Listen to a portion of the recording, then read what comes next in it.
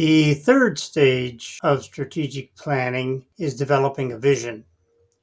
First of all, you have to consider the data collected already on present needs and future trends and use that as a basis for developing the vision. You need to involve staff members and faculty in the development of the detailed vision of the future school. You need to get commitment to that future vision, and you need to clarify the future vision and make it specific enough to be the basis of a plan. On the screen, you can see suggestions for developing a vision that provide an excellent way to start the process.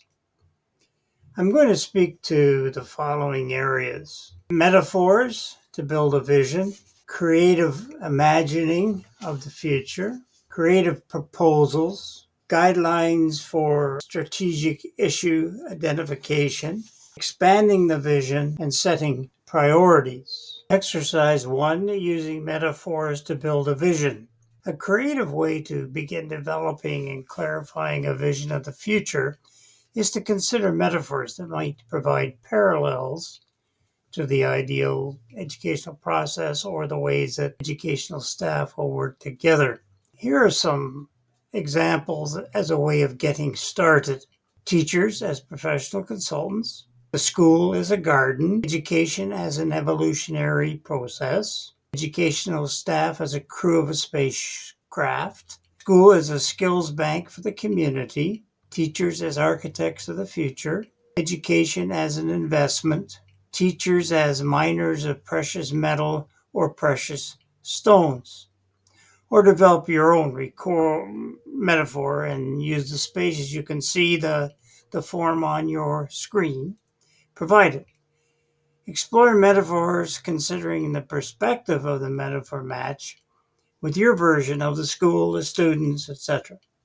Rewrite some of your insights in the form of bully statements that may contribute to your vision of the school. Exercise 2, creative imagining of the future. The objective of this exercise is to encourage participants to imagine school 20 years from now and to share those creative ideas. Participants on their own or pairs walk around the school. As they walk, they form mental images of the school 20 years from now. Let their thoughts go freely. Imagine the school in the future without being constrained by budget, practices, legislation, or technology. Have them jot down their ideas, feelings, and thoughts as they respond to the questions you see on the attached worksheets on your screen. You can see there are several. Here's a second, a third, a fourth, a fifth. When the walk has been completed, randomly assign participants to groups of 5 or 6 to share their ideas. Ask the group to note on flip chart paper the commonalities and differences of the whole group. Exercise number 3, creative proposals. This exercise provides staff members the opportunity to develop visionary change ideas in a simple written form that can be reviewed and discussed at a later meeting. It can be used more successfully after participants have general agreement on a direction for the future. Review any general visionary statements that have been developed by participants. Distribute the sheet that you see in front of you called Creative Proposals and encourage them to jot down some initial ideas about some proposal or pet project they'd like to consider. Give them 5 to 10 minutes to complete it.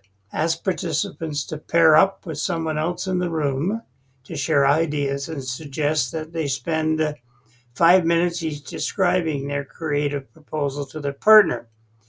After discussion with their partner, ask participants to spend another few minutes jotting down extra notes based on their conversation. Distribute the sheet entitled Creative Proposal Summary Form and ask participants to take it away from the meeting, complete it, adding more detail and refinement to their idea. Suggest a due date when creative proposal forms should be completed. When the proposal forms are returned, have them duplicated, distributed prior to another meeting where the proposals can be discussed and an action plan developed. There are alternatives to the steps in the process. You could simply distribute the creative proposal form to staff and have them complete them prior to a meeting and encourage them to come prepared and present their proposal to others. Exercise 4, Guidelines for Identifying Strategic Issues. This exercise is designed to help a planning group narrow down their vision to strategic issues that will have the greatest impact on their school or system. You post a number of future issues that have been identified around the room on large sheets of paper so that everyone can see them. Explain that many issues are operational rather than strategic. An operational issue is one normally handled in the day-to-day administration of the organization. Strategic issues require more creative approaches and have a greater impact since the group is involved in strategic planning. The goal should be to focus on issues that really do have strategic significance. Use small group discussions to share answers and reach agreement on the scoring. Compare the scores of various issues. High scores represent issues that are likely to have a larger impact on the school or system. Look for issues that have high scores, but are within the power of the group to change or influence. Compile results on the score interpretation summary sheet. You can see that in front of you. And share the data with interested parties, staff, students, parents for additional feedback. The variations to this process would include asking a small planning group to do a detailed strategic analysis using the strategic analysis assessment form and preparing a position paper for discussion, or ask individuals to complete the strategic issue assessment form for single issues and prepare a presentation for the next planning meeting. Exercise 5, Expanding the Vision. To assess the effectiveness of the vision that is developing, it's helpful to translate it back into the more traditional categories.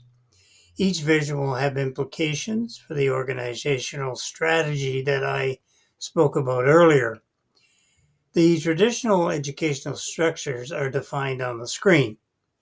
The key question for each is how they're going to influence the way you deal with developing a future plan. You can see on pages 2 and 3 space to record some of the implications you see for your particular vision and direction. Exercise 6, Setting Priorities. If the number of recommendations or concerns that identified by your planning group seems a little overwhelming, it'll be necessary to set some priorities. Here's an example of a simple exercise designed to place and put your vision in a priority order for action. The chart you see records the comparative importance of 5 concerns or recommendations, and you can see the steps that are used to develop the information. And of course, here are some follow-ups that you can use for additional priorities and how to record your priorities.